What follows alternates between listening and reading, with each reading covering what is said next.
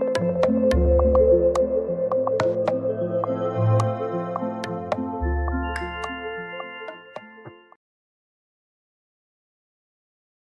Chick Chatters, welcome back.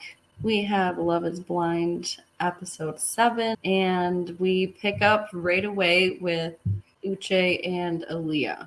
And they are meeting for the first time, but they don't give like any reaction to their meeting each other for the first time. They just sit down and stare at each other. I think, though, part of that's either they've seen each other before or it's because of something Uche says later about social media. So they have at least seen photos of each other, I think. Yeah, it kind of goes back into when Lydia was telling him that she wants to continue, and Uche tells her about how he was heartbroken and blindsided by her leaving. Aaliyah said she got more information from Lydia than she did from him about their whole dating situation, which she did. Lydia kind of gave her a little too much information, and that's she didn't like learning about his dog, his house, his car. He says that she didn't tell him about any of this, and she says, well, you weren't very receptive to a flaw that I had. And he's like, no, I changed, I fixed that right away. And it's one thing to apologize, like that's all well and good, but that still happened. Like she still experienced him being judgmental. So, I mean, this situation is just sticky. I still don't know how to feel. I still don't know what people's motivations and intentions were. It's hard to not let your mind wander about it. And it's not even my situation. I'm not having to commit to this for the rest of my life. So I really don't blame her. I don't think she made the most thought out decisions about leaving and apparently what she said to Lydia, but I don't think people make well thought out decisions when all this crazy things are going on. So Uche does explain his relationship with Lydia a little bit more and tells Aaliyah that Lydia is peeping some people's Instagram stories and he was getting screenshots of like, do you know this girl? And like all the people that he follows, basically, he says. But I don't know. He only showed what looked like one screenshot of one conversation. But it looks like he's starting to either set up some kind of idea for us that Lydia is a stalker or that Lydia is actually kind of a little bit of a stalker. But there was no good time to tell Aaliyah about Lydia. right. I don't even really know why the producers let them both continue. Yeah, I almost feel like after watching all of this play out that if the producers were going to allow Lydia and Uche to continue, they should have just made them tell right away. Like everyone either right away or way later or something. Like right. Everyone was worried that it was going to affect someone's decision. But that is someone's decision to make. It's kind of manipulative to wait for someone to fall in love with you, be basically ready to get engaged, and then be like, oh, by the way, there's a bunch of people who know something about me that you don't know about. That's true. It's deceptive. It feels manipulative. So I think after seeing this, like at first I could understand, trying to preserve the other people's ability to date, but the intention behind all of that was to manipulate those people's decisions so that wouldn't be part of it. But that is their truth. They literally dated each other in real life. So you can't produce and manipulate people's real lives. So when Uche is explaining his relationship, he says that he was dating Lydia originally, but then she started invading his privacy and lied about it. So they ended up breaking up and having a fallout. He said after some time had passed, he gave it another shot, but then he started getting messages and screenshots like you were saying. And she also drove by his house and took a picture of his driveway and then sent it to him and said, I can see you. We'll follow up more on that later. Yeah. So Uche broke it off, and he says that as she was going through a lot, and he said that she didn't really have many people out there. It seems like he was probably still seeing her. Bringing her along, but not actually caring about her. I can hear in his weird brain why he might think it's a good thing for him to be in her life so that she has something. If you don't really genuinely care about her or plan to be with her for the rest of your life, then you're just essentially inducing more trauma and loss on her in the future. As soon as she gets it all together, now she's going to lose who she thinks is her boyfriend. Like, What the hell? He's so weird.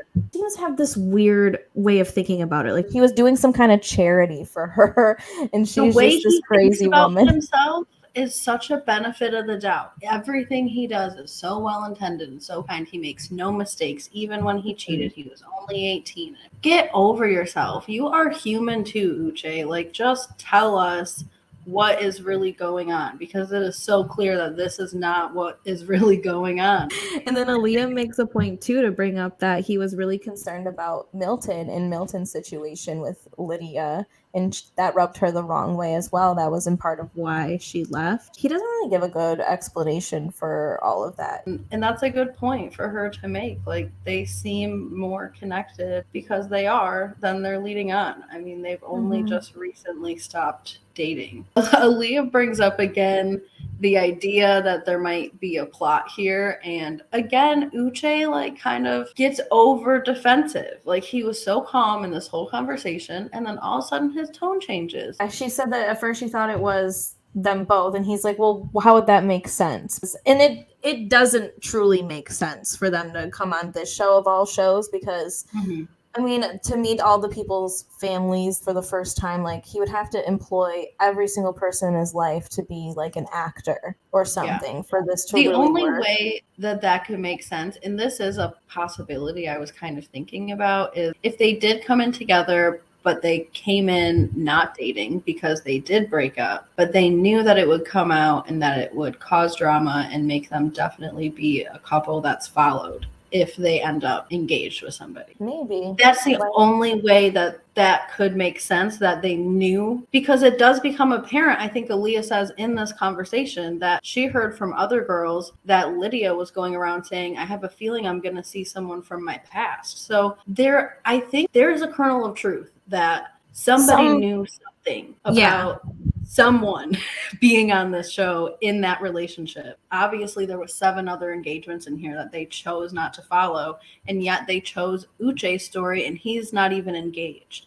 So I think could potentially be the plot, because he gets really defensive about, did you and Lydia plan this? And he's like, no, and how dumb would that look? And he has this perfect response that's easy to believe, like, oh, we would all have to parade around and pretend we don't know each other. How stupid. And it is stupid, but I think they were over each other, but they knew it would come out, and they knew it would give them a whole lot of screen time. And here we are talking about them. So she kind of accepts Uche's explanation, and she does seem to ask him again if he's willing to try. And we don't see him say this, but he does say, I think it's over between us. And then they kind of cut to the next people, and they leave us with that when it comes to Aaliyah and Uche. But we do find out later, I found out later on Instagram, Uche was asked on his Instagram stories why he rejected Aaliyah if she just wasn't his type, like when he saw her, what the deal was. And he said, well, that was actually a voiceover or a soundbite. Yeah.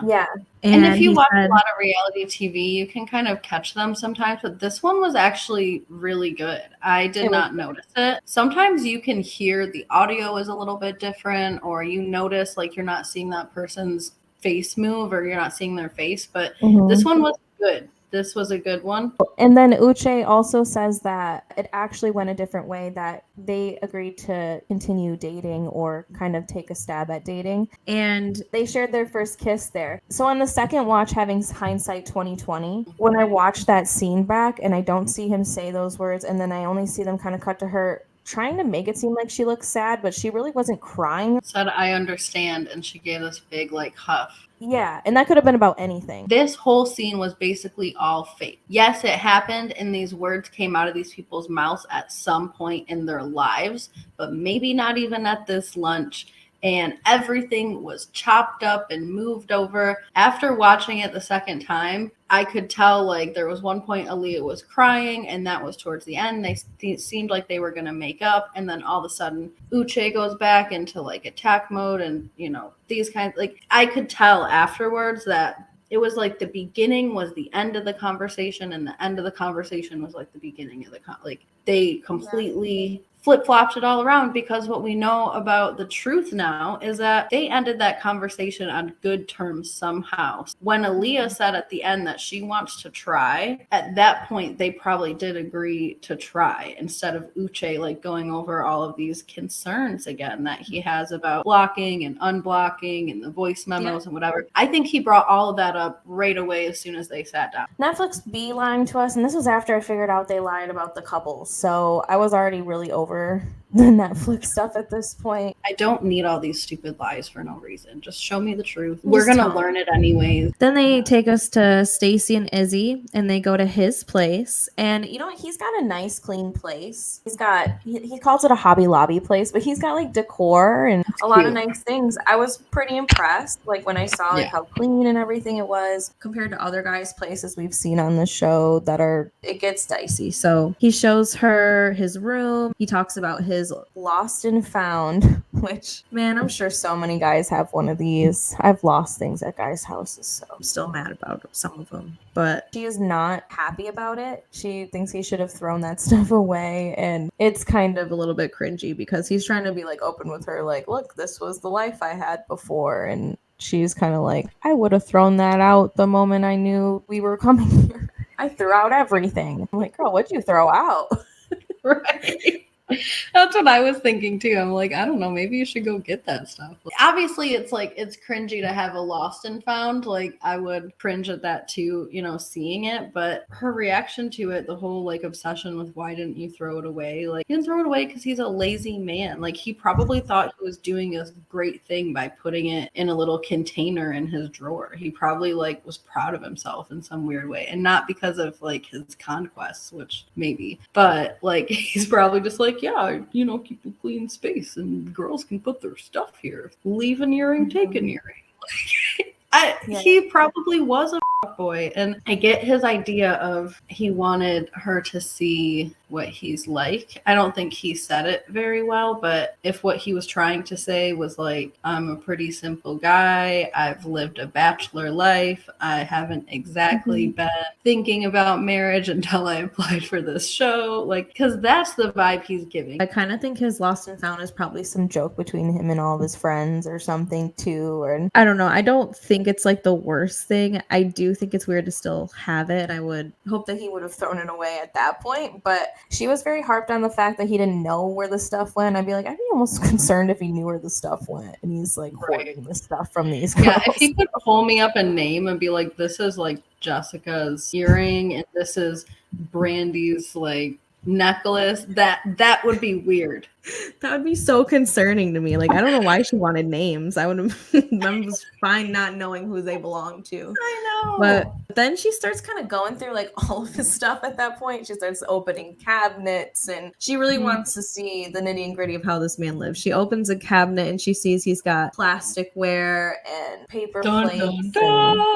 That was just so much for her. I actually thought that moment spoke a lot to the essence of the experiment of Love is Blind, because she is exactly right and he is exactly right. She would not have gone on a second date, and she probably would have eaten his food and fully would have judged him if she would have saw him in real life and that was their first date. He cooked her a meal and he served it to her on plastic. She would have never even thought about seeing him again just because of that. And so that's completely an illustration of why this is an important experiment, because you have to decide, are you willing to get over the fact that before he knew you, he could give two F's about some brass silverware and, you know, crystals. I guess, but you got to give a guy a little bit of credit for having like home decor and stuff. Like, you saw Milton's place, like it was nice, but as he called it, minimalistic. Like, he just didn't have nothing. I don't know. I thought right away when I saw this that this might just be a way for him to have like really easy cleanup. Maybe he doesn't eat at home a lot. He probably eats like sandwiches and handheld things and like doesn't really need, you know, a whole bunch of stuff. And people don't like to do dishes. Like, some people really hate it, especially if you're a single man. I'm not saying it's good for the environment or that I would want it or that Stacy's gonna want it, but I mean, that's who he is. What I don't like though is he has this like take it or leave it, take me or leave me, acting like he's not willing to change his silverware and second plate situation, because that's what's pissing Stacy off in that conversation. It's really not everything else. His way of responding was defensive, and he was like, well, this is who I am, so I just wanted to show you that I don't have anything, so take me or leave me. And that's really not how he feels. He's going to move into her place, he's gonna use her brass silverware, and he's gonna be fine.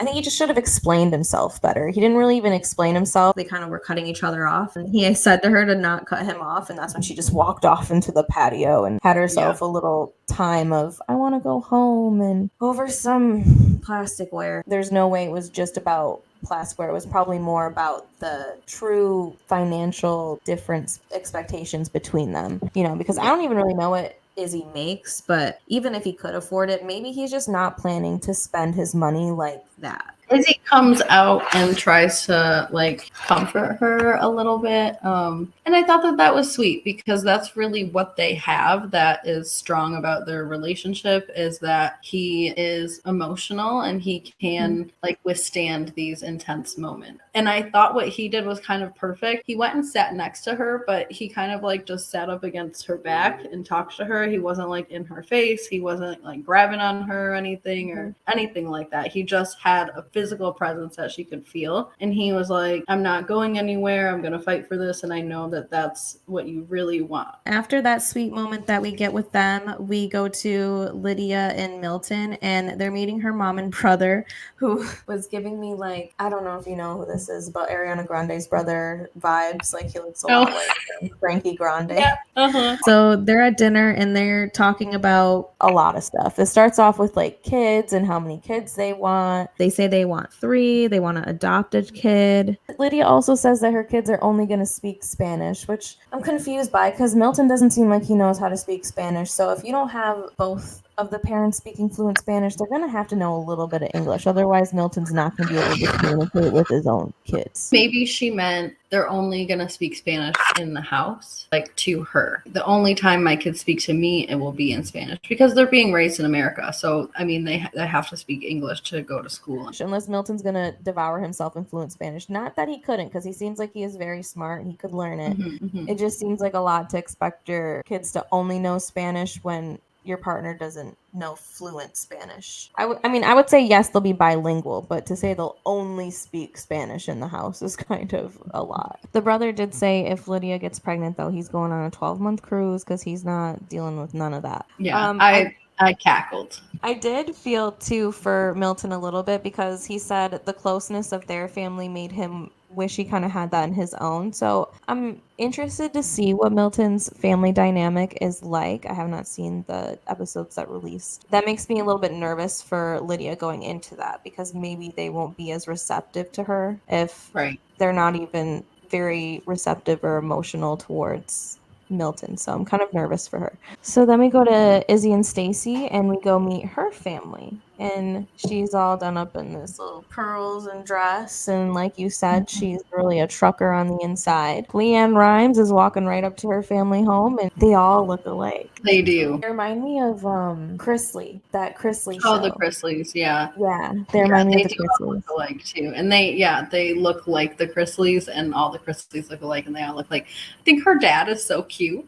Like, he's in his little like hot pink shirt with like the little dead bunny. I literally was thinking about her dad. I was like, he didn't give a crap about Netflix coming to his house. He put on his dad's shirt. He knows how to entertain. Did you see all the food back behind him? Like, it's just a different one. The family starts talking about pretty much expensive stuff, like trips to France and luggage. Suitcases of shoes. Yes, and they were pretty shocked by Izzy not having a passport. They ask Izzy a lot about his financial situation, because they know that Stacy's going to want the finer things. That traveling is very important to her, even if she doesn't say that. And that makes me wonder again, like, why isn't Stacy saying these things in the pods? I know Izzy wants to travel, but she's also kind of trolling him. Like, oh, he hasn't been to New York, he hasn't been to California, he hasn't even been here or here. And it's like, girl, not everybody has been able to afford to go to all these places. Yeah, traveling is expensive. I understand it's a value to some people to do that, but it becomes a value to you when you have enough money to be able to fund that situation. It's not really the other way around, unfortunately. Like, poor people like to travel too, but they are busy working. I get too that New York and California are in the United States, but they're also the more expensive states in the United States. The most expensive. Yeah. Well, Izzy says that he's just getting started in his career. He actually says that he started, I think, like the week or a couple of weeks before he left for Love is Blind. And then he just took all that time off. I don't know what he's doing exactly as an insurance agent, but I know that there's room for making money in there, but not just walking in. Like, I think insurance is a lot of commission. So if you're not working and making sales, then you're not making really all that much money. You're making like a really minimum starting base salary. And if you're not working because you're taking time off, that's not the type of job that's going to pay you a bunch of money on vacation time. Izzy is Z. Izzy is he. Yes. Something that I caught in watching the scene with her family was I was dying. Every time they showed her, I'm guessing it's her stepmom because she says that her parents are divorced or whatever. The woman in black, they would always show her, and she was like cracking up the whole time. Dying, so I'm like, this woman is dying laughing at this whole situation. Was hysterical. The entire time I could not stop laughing every time they would show her. I'm like, look at her, she's just openly dying. Yeah, she thinks the whole thing is a joke. And then Stacy does bring up to her family that they've had some differences. Or I think her family asks, like, have you noticed anything that you wouldn't really accept in the real world or in the real life? And she says yes. And they're like, do you want to elaborate? So then she tells them about the paper cups and that kind of stuff. I thought Izzy's response was actually great. I mean, it sounds like they talked obviously more afterwards about the whole situation, which is good. But he said that was his best day with Stacy. And he clarified, like, the argument obviously wasn't the best, but that the day overall ended up being a good day. And I think when you have an argument like that and you have to kind of manage and work through things about your partner, and then at the end of the day you still go to bed and you like each other, I think that feels good. Like, that can build your connection rather than break it. I think it does speak to, like, he's open to having conflict. He's not going to run from it. He knows that it's part of a healthy relationship to do that, and it can feel good at the end of the day too. The dad takes Izzy to the side and has a little talk with him one-on-one. The dad does think that Izzy brings happiness to her, like an emotional stability kind of happiness. He does see that in her because she's never really been touchy, I guess, or very emotionally vulnerable about any other exes before. So he does see a difference in her that way. But he does also know that she likes nice stuff. So he's sitting there like, love is blind, but I get that, but love also needs a roof, and love also likes to fly first class. And yeah, I don't know if love likes to do that, but Stacy's love likes to do that. Stacy is Izzy's love. So if you're talking to Izzy, then love does like luxury. Izzy kind of presents a lot of confidence to her dad. I don't know if it's false confidence or if it's true confidence. He seems a little put on the spot a lot about this financial stuff. I don't think he was expecting a lot of that. I also don't think he was expecting to get with a girl that liked a lot of luxurious things. So I think to the typical girl like Johnny or somebody, his finances really wouldn't be a concern or that much of a discussion. Stacy's dad has provided her a lifestyle. And we noticed with Alexa's dad too, that he kind of pulled aside and had a similar financial conversation.